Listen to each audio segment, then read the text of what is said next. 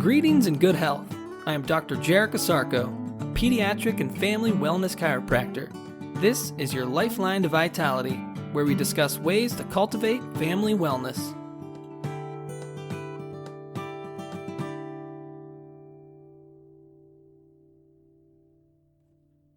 Good day and great health. Welcome back to another edition of your Lifeline to Vitality.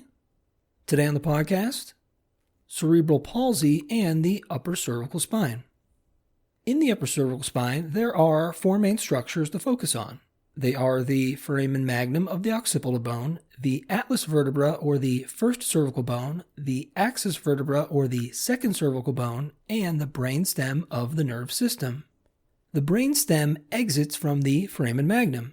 The atlas and axis bones protect and surround the brainstem. The brainstem connects all the nerves from the brain to the nerves of the body. In upper cervical chiropractic, the primary focus is on the atlas and axis joints and their strong influence on nerve function and spine structure. Regarding cerebral palsy, the secondary focus is on the cerebral motor cortex. The cerebral motor cortex is part of the cerebrum, the largest part of the brain. The motor cortex is part of the frontal lobe. It works with other brain areas and the spinal cord to translate neural impulses into physical motion. It consists of the primary motor cortex, the premotor cortex, and the supplementary motor area. Both hemispheres of the cerebrum have a motor cortex, with each side controlling muscles on the opposite side of the body. For example, the left hemisphere controls muscles on the right side. The nerve system in general does four main things. It controls all the movements we make, senses everything we feel, regulates all our body organs, and relates us to the outside world. When nerves get stressed, it affects their sensitivity, perception, and behavior. There are three types of stresses we deal with in life. The stresses are physical, chemical, and emotional. These stresses create nerve tension and spine imbalance. One specific job of the brainstem is to adapt these stresses and help bring the spine back into balance. Compensations arise if the stresses are too great for the brainstem to adapt. One particular compensation that occurs in the upper cervical spine is a vertebral subluxation. A vertebral subluxation will cause the atlas and axis bones to get locked in a misaligned position. This lock will perpetuate spine imbalance and nerve system tension. This tension will lead to abnormal sensitivity, perception, and behavior of the brainstem and connecting nerves. Nerve system function is disrupted. A subluxation negatively affects proprioception. Proprioception is how the body communicates with the brain its position in space. In general, when the upper cervical spine subluxates, it causes the head to tilt out of balance, making the eyes unlevel. This disrupts four primary structures of proprioception found in muscles, tendons, facet joints, and intervertebral discs. This message is sent up to the cerebellum.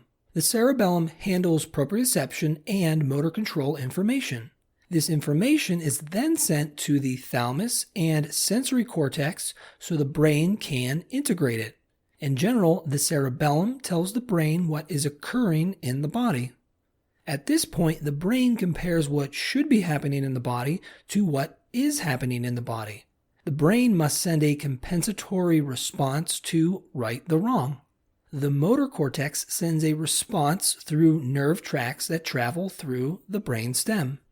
The tracts receive constant messages from the cerebellum and cortex to help control the regulation of muscle tone, smoothness of muscle, posture, and balance. When the brain interprets the upper cervical subluxation, it sends information through nerve tracts to activate and compensate muscles to help level the head and eyes. This causes muscle imbalance. Usual symptoms of cerebral palsy include lack of muscle coordination when performing voluntary movements, stiff or tight muscles and exaggerated reflexes, weakness in one or more arm or leg, walking on the toes, a crouched gait or a scissored gait, variation in muscle tone, either too stiff or too floppy, tremor-like or random involuntary movements, delays in reaching motor skill milestones, and difficulty with precise movements such as writing or buttoning a shirt. The goal of chiropractic is not to medically treat the symptoms associated with cerebral palsy. Chiropractic aims to correct nerve tension and spine imbalance.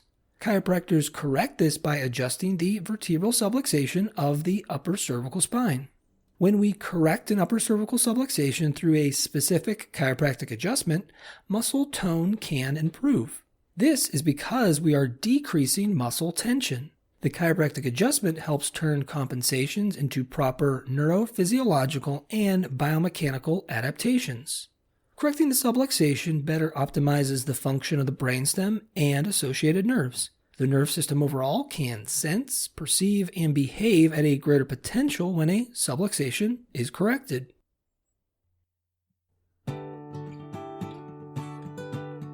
Thank you for listening. For even more information on how chiropractic can benefit you and your family, please check out my website, ohiospecific.com. That's ohiospecific.com. Until next time, remember to keep your head cool, feet warm, and your mind busy.